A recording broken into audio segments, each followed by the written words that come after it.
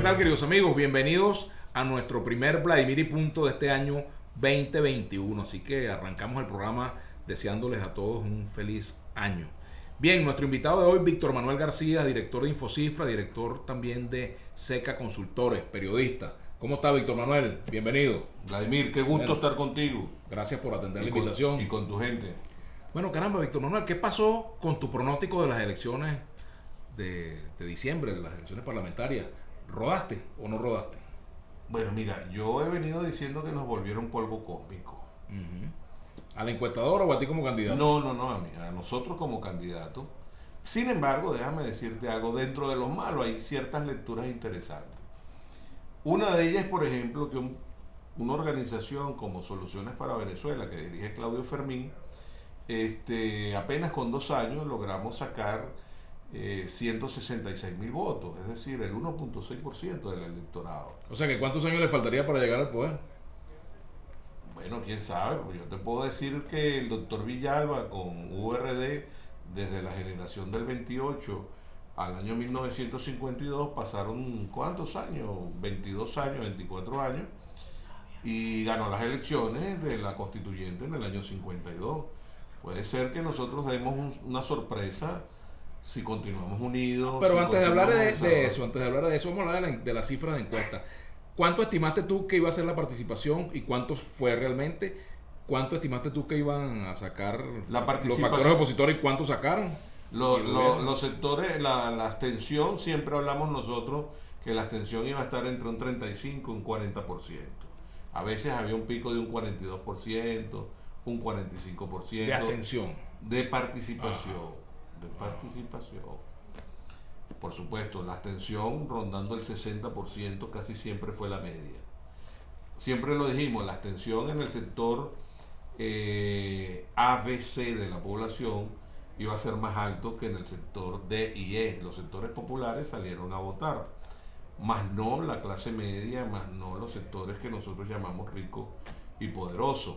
Allí la abstención fue más fuerte, ahí la abstención fue casi de un 90%. La gente no fue a votar. Ahora bien, es importante decirle a todos quienes nos están viendo, Vladimir, que la abstención no solamente fue para castigar las elecciones del 6D, la abstención castigó también a la consulta popular del 12D, la convocada por la oposición. Lectura final para que tengas la oportunidad de preguntar. Los venezolanos, en su mayoría, están hartos del país político. ¿Tú lo sentiste cuando recorriste los barrios de Caracas buscando votos, Víctor Manuel? Chicos, había muy buena recepción. La gente nos recibía el mensaje en los sectores populares. Yo nunca me metí para ninguna urbanización clase media porque sabía lo que iba a ocurrir allí. Pero en los sectores populares la gente nos recibía el mensaje, era receptiva. Sigan echando pichón. ¿Te engañaron los electores? Yo creo que al final no salieron a votar. Yo creo que al final no salieron a votar. Pero no salieron a votar ni por la consulta del 6D, ni por la consulta popular del 12D. Entonces, en definitiva, lo que te quiero decir es que lo que está agotado es el sistema político venezolano. Ahora, ¿no te parece que el mensaje de los candidatos opositores fue muy blandengue para la situación que había en el país? Que no había mucha forma de distinguir un mensaje del opositor y del chavista. Bueno, el mensaje nuestro fue un mensaje propositivo. Acuérdate para qué se iban las elecciones. Se iban a elegir unos parlamentarios. La Asamblea Nacional es la casa donde se hacen las leyes. Entonces tú tenías que tener una campaña y 2 tipos de campañas electorales. Una de chop, es decir, de golpear, y otra de propositiva. Nosotros elegimos la campaña propositiva. ¿Fue un error? A todas luces, por supuesto. Por supuesto. Pero es que creo que la campaña de chop tampoco nos hubiese dado resultado. O sea, no había manera de ganar al gobierno. No, cuidado con lo que estás diciendo. Te pregunto. No había manera de vencer la abstención. Porque el gobierno no ganó. El gobierno perdió 2.500.000 votos, Vladimir, en estas elecciones. O sea, eso es un triunfo. Lo que pasa es que el gobierno con sus empleados públicos, con su público cautivo, con su nicho mercado de gente que tiene para arriba y para abajo, logró meter más votos. Ahora fíjate, Víctor Manuel, quienes hemos ganado y perdido elecciones sabemos lo que significa ganar y lo que significa perder. Claro, y sobre sí. todo sabemos lo que significa perder, porque la derrota, caramba, hay que ver cómo se lleva, ¿no? Así ¿Qué es. sentiste tú esa noche cuando se difuminaron tus sueños de ser diputado? Mira, buena pregunta, chico. ¿Qué estás comiendo? ¿Qué te desayunaste hoy que estás tan inteligente? Pancito, suavecito. Mira, Café y fruta, por supuesto. Fruta primero. esa noche, por supuesto, que comenzaron a salir toda una serie de emociones encontradas. No nos habían permitido la clasificación de testigos. Los testigos en la mesa, algunos no pudieron entrar a la hora del conteo. Los puntos rojos que habían informado que no iban a existir, existieron. Bajo acuerdo. El peculado de uso por parte de los candidatos del gobierno se hizo utilizando toda la maquinaria del Estado venezolano para hacer campaña en su favor. Por supuesto que todas esas emociones encontradas, que son realidades, fueron conformando un panorama ante el cual decíamos, oye, estamos en presencia de un fraude electoral. ¿Es verdad que a Claudio Fermín le ofrecieron después de las elecciones ubicarlo como diputado? Eso me han informado. Yo tengo la misma información que tú manejas. ¿Y que él dijo que no? Que él dijo que no. Ahí parece ser que hubo otros que dijeron que sí y están en el Parlamento. Y esto lo aprovecho para decir de que Claudio es un tipo políticamente honesto. Claudio es un hombre intelectualmente honesto. Acuérdate que Claudio venía señalando, no desde ahora, sino desde el año 2005, cuando los venezolanos se abstuvieron de votar, él calificó esa abstención como un error. Y él fue a votar. ¿Debe colgar los guantes o no? Después de los resultados. Yo no soy quien para decirle a una persona, a un venezolano que todavía tiene intelectualmente mucho que aportar, que cuelgue los guantes. No. Yo creo que cada quien debe sentirse necesario, útil, pertinente a la hora que estamos viviendo en Venezuela. O sea, Claudio Fermín tiene mucho que dar en el país, Eduardo Fernández tiene mucho que dar en el país. ¿Fue un error o un acierto la alianza con Juan Barreto? Yo creo que fue un acierto. ¿En qué se tradujo ese acierto? En 166.000 votos, de los cuales aportó Juan Barreto y Redes algo.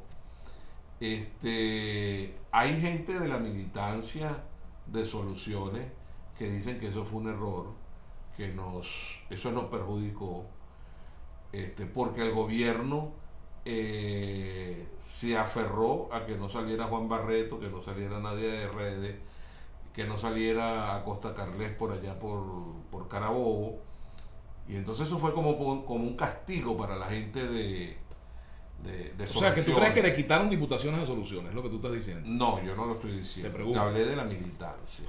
Hay militantes del Partido Soluciones que así piensan. Ahora, eso está dentro de la tesis del sectarismo militante de los partidos políticos.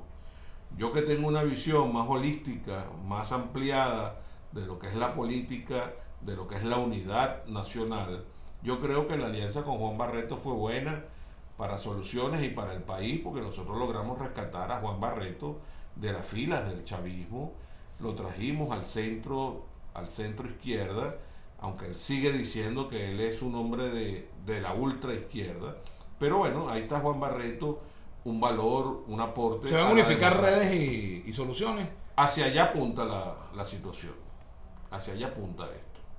No solamente Redes, sino también... O sea, que ustedes han transformado a Juan Barreto en un hombre de centro izquierda. ¿Y qué ha logrado transformar Juan Barreto en Claudio Fermín? ¿Hacia dónde lo ha llevado? Y a ti, por ejemplo. Chico, fíjate, yo con Juan Barreto hablo bastante de política y hemos coincidido mucho, cosa que no hacíamos, por ejemplo, desde hace muchos años, porque yo una vez en un programa de televisión mío le dije a Juan Barreto, pero bueno, este señor que está aquí sentado, cuando estaba en el gobierno a mí me metieron preso. Y entonces él acusó el castigo y le dije, pero bueno, eso no quiere decir de que yo en este momento vaya a ir en contra tuya o vaya a perseguirte, pues yo no creo en esa... ¿Tú superaste el rencor que te pudo haber producido esa situación de haber estado preso? A mí no me produjo rencor, Vladimir. Yo no odio a nadie. Yo soy un hombre universalmente tolerante. Y acuérdate que la tolerancia es el grado máximo de la inteligencia. Entonces, todas estas situaciones por las cuales yo viví 3 años, 5 meses y 10 días, me han llevado a decirle a los venezolanos con mucha autoridad moral que el largo brazo de la justicia internacional se ocupará de aquellos que hayan transgredido las leyes. Todo aquel violador de los derechos humanos debe ser juzgado por sus jueces naturales, y el largo brazo de la justicia internacional alcanzará a estos señores. O sea, tú estás esperando que con el tiempo aquellas personas que ordenaron tu detención no paguen la factura. No, yo estoy esperando que todas esas personas que, por ejemplo, hoy tienen que ver con la muerte de Néstor Franco, un dirigente indígena Pemón, Salvador Franco, un dirigente indígena Pemón que murió en el Rodeo 2, paguen, porque eso es un crimen de lesa humanidad. Y los crímenes de lesa humanidad no prescriben. Ahora fíjate, Víctor Manuel, tú eres político. Por citar uno, Ajá. Pero te puedo hablar del caso Farfán. Ajá. Y te puedo hablar de tantos casos que están en el informe Bachelet sobre los derechos humanos, muy bien documentados, por cierto, y de allí la Corte Penal Internacional va a tener que manejar nombres. Víctor Manuel, ¿cómo hacemos para superar este momento político en Venezuela e ir a un reencuentro entre venezolanos? ¿Eso es un cuento de hadas o tú crees que puede ser posible realmente? No, yo creo en eso. ¿Qué habría que hacer? Y voy a trabajar con eso. Bueno, decirle al señor Maduro las cosas como son. ¿Cómo son? Mira, este es un país que necesita de la participación de todos los venezolanos. Este es un país que necesita de un señor Vladimir Villegas a través de un medio de comunicación diciendo las cosas que está diciendo el país. El país político tiene que abrirse al país nacional. Hay que escuchar, hay que poner el tímpano en el país nacional. Ese país nacional que cada día es más grande y que cada día se abre más la brecha con ese país político. ¿Por qué? Porque es que no están interpretando los sectores políticos al país nacional. ¿Cuáles son las rectificaciones que tú esperas de Maduro al día de hoy? Bueno, yo estoy esperando que el señor Maduro vaya a la Asamblea Nacional y le diga al nuevo Parlamento, el cual quiero felicitar por haberse instalado, y le diga, miren, a partir de este momento cuenten conmigo porque vamos a restablecer el Estado de Derecho en Venezuela. Y el Estado de Derecho en Venezuela es aquel donde la ley rige en igualdad de condiciones para todos. ¿Y qué esperas de Guaidó, María Corina Machado, Julio Borges, Henry Ramos Ayú? Bueno, que salgan de ese universo paralelo donde están, que salgan de esa dimensión desconocida en la cual acaban de entrar y que sepan que están avanzando hacia un suicidio político colectivo que lamentablemente Dios ciega a quien quiere perderse. ¿Cómo pueden salir ellos de ese laberinto, de ese...? Igual que el otro, poniendo el tímpano en el país nacional, escuchando lo que están planteando los venezolanos. Este país quiere la reconstitucionalización. ¿Qué significa eso? Vamos a respetar ese librito que rige la vida de todos los venezolanos, chicos, la Constitución. Ajá, ¿y qué le pides tú o qué esperas tú de la oposición que participó en las elecciones y que ahora va a estar en el Parlamento? Que la casa donde se hacen las leyes sea respetada, que esos parlamentarios inicien una serie de propuestas para que atiendan a los imperativos de los venezolanos. La Asamblea Nacional no es otra cosa que la casa donde se hacen las leyes, y las leyes son hechas para atender imperativos de la sociedad. ¿Cuáles son los imperativos de la sociedad? Bueno, vale, la gente necesita servicios públicos que funcionen. Para eso los parlamentarios tienen que conjugarse con el Ejecutivo Nacional y hacer que mejoren los servicios de agua, hacer que mejoren los servicios eléctricos, hacer que mejore el servicio de gasolina, hacer que mejore el servicio de salud. Y pare usted de contar el servicio de gas. Ahora, para que todas estas cosas mejoren, se necesita presupuesto. Ese presupuesto tiene que estudiarse, tiene que reconducirse, tiene que analizarse, y ese presupuesto tiene que buscar inversión extranjera. Y para que venga la inversión extranjera a Venezuela, es necesario que las leyes y que las reglas del juego estén claras. Porque si no hay reglas de juego claras, el nuevo gobierno del presidente Joe Biden no va a levantar una serie de medidas que hay contra la economía venezolana y van a continuar las sanciones, vamos a seguir por ese camino. ¿Qué va a pasar con esta asamblea paralela que va a presidir Guaidó de aquí en adelante? O la paralela es la otra, no sé qué piensas tú. No, chico, por supuesto que la paralela es la de Guaidó, que están en un universo paralelo. Pero lo lamentable es lo siguiente. Guaidó y ese equipo parlamentario tuvieron 5 años, Vladimir, para hacer leyes. Tuvieron 5 años para trascender. Tuvieron 5 años para elegir un nuevo CNE. Tuvieron 5 años para decirle al señor Maduro, vamos a gobernar entre todos por los venezolanos. ¿Y qué pasó? ¿Qué es lo más? Yo le pregunto, vamos a hacer una encuesta aquí a través de Contrapunto con Vladimir. Le preguntamos a los venezolanos, ¿qué es lo que usted recuerda de la presidencia del señor Guaidó al frente de la Asamblea Nacional? Y la gente en primer lugar te va a decir silencio. Y en segundo lugar, la sonada militar del 30 de abril allí arriba del distribuidor Altamira. ¿Tú crees que eso puede ser lo que puede exhibir una Asamblea Nacional? Mira, después de tu participación en los hechos del 11 de abril del año 2002, ¿quedaste curado de espanto con golpe de Estado o te puede volver a pasar? Mira, es que yo nunca he estado de acuerdo con esa tesis tuya del golpe del 11 de abril. El 11 de abril se produjo un vacío de poder en Venezuela, el cual fue llenado por una serie de hombres. Acuérdate que se le solicitó la renuncia al señor presidente de la República, la cual aceptó. De la cual no quedó constancia nunca. La cual aceptó, y eso quien lo dijo fue el trisoleado, el venezolano que tenía el más alto rango militar en esa época. Sin embargo, no presentó la prueba de eso. Durante 8 o 9 meses siguientes al 11 de abril del año 2002, en este país lo que se habló fue de vacío de poder.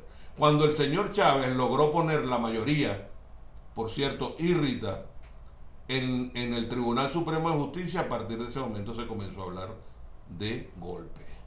Sin embargo, uno de los magistrados que está en los Estados Unidos, amigo tuyo, por cierto, el señor aquel que venía del Tribunal Militar,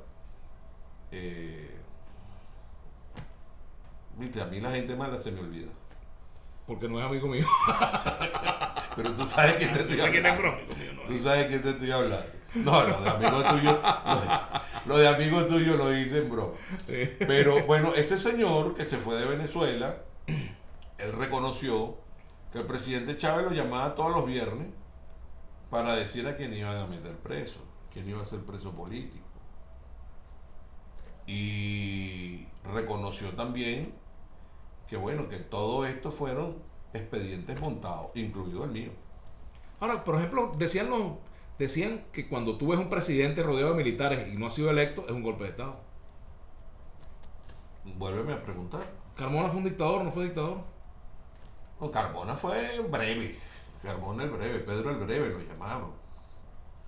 Tú sabes que la gente tiene una equivocación. La gente cree que yo soy hermano de Carmona o que yo conocí a Pedro se parecen Carmona, mucho. O que yo conocí a Pedro Carmona desde hace muchos años. Yo conocí a Pedro Carmona esa noche. Es más, en este equipo que está aquí hay alguien que estuvo conmigo allá. No voy a decir quién es. Pero... Por supuesto que no soy yo, por si acaso. Pero déjame decirte que Pedro Carmona lo conocí yo esa noche en el piso 5 de la Comandancia General del Ejército. ¿Cuál fue mi intervención ahí? Le dije al señor Pedro Carmona, yo creo que usted debería llamar al señor Carlos Ortega, que era el jefe de la CTV. Y Carmona me atendió a mi sugerencia y lo llamó. ¿Por qué? Porque yo pensaba que era necesario que esa locución que iba a tener Carmona al país a esa hora de la noche estuviera ¿En qué se diferencia, en qué se parecen Juan Guaidó y Pedro Carmona? Wow, vale, pero a ti sí te gustan esas comparaciones. Bueno, mira, yo creo que Pedro Carmona es un hombre muy ecuánime, muy sensato, un hombre maduro. Creo que Juan Guaidó es un hombre emocional. debido a su edad. Además que se prestó para manejar ciertos intereses extranjeros en contra de las políticas de los venezolanos. Tú que todo lo sabes, o casi todo. No. Chávez dijo hasta el 2021. ¿Se acaba el chavismo este año? Por los vientos que soplan, veo en el país, si no se toman las decisiones adecuadas, veo nubarrones, veo también eso que llaman conflicto, y podría haber violencia.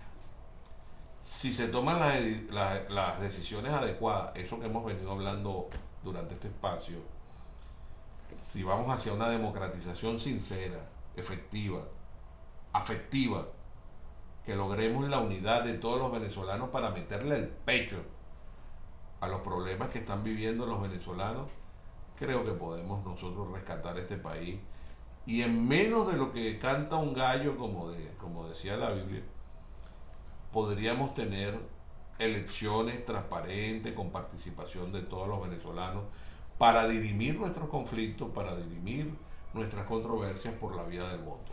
¿Qué te indigna? Mira, esta mañana cuando leía lo que pasó con este señor, con el Pemón, con el dirigente Salvador indígena, yo que estuve 3 años, 5 meses, 10 días preso político, dije, ese podía haber sido yo. Que me enfermara durante ese tiempo y no recibiera atención médica. Yo creo que aquí ningún venezolano merece una muerte como esa. Ninguno. Ni siquiera enemigos. Ni siquiera adversarios políticos menos. En democracia no pueden haber presos políticos ni muertes en mazmorra por negligencia de las autoridades policiales y militares. Y ya terminandito, ¿qué te causa gracia de todo lo que ha pasado en Venezuela en estos 20 años? Oye, ver la sonrisa de mi hijo, ver la sonrisa de los niños cuando recibieron regalo de parte nuestra. A esos niños nos debemos nosotros. ¿Vale? Cuando yo entregaba un balón de fútbol en el 23 de enero y después me manda la mamá la foto de esos niñitos que duermen con su balón de fútbol, eso es lo que lo obliga a uno. Y acuérdate, cuando yo presidía la Fundación Bolivariana de Venezuela, nosotros hicimos una labor que era lo siguiente: cada niño, cada joven, cada venezolano que nosotros lo rescatamos para el deporte, el buen uso del tiempo libre y la recreación dirigida, es un niño que se lo sacamos a la violencia, al ocio y al vicio. Tú también duermes con tu balón. La pensaste, ¿no? Hasta aquí llegó la conversación. Te agradezco mucho que nos hayas acompañado, mi querido Víctor Manuel. La pensaste. La venía cuadrando desde hace rato. Gracias, querido amigo, por habernos acompañado. Por en cierto, este te veo un poquito más de cabello. Sí, señor. Sí, eso es correcto. Gracias, Víctor Manuel. Un placer haber conversado contigo. Igual.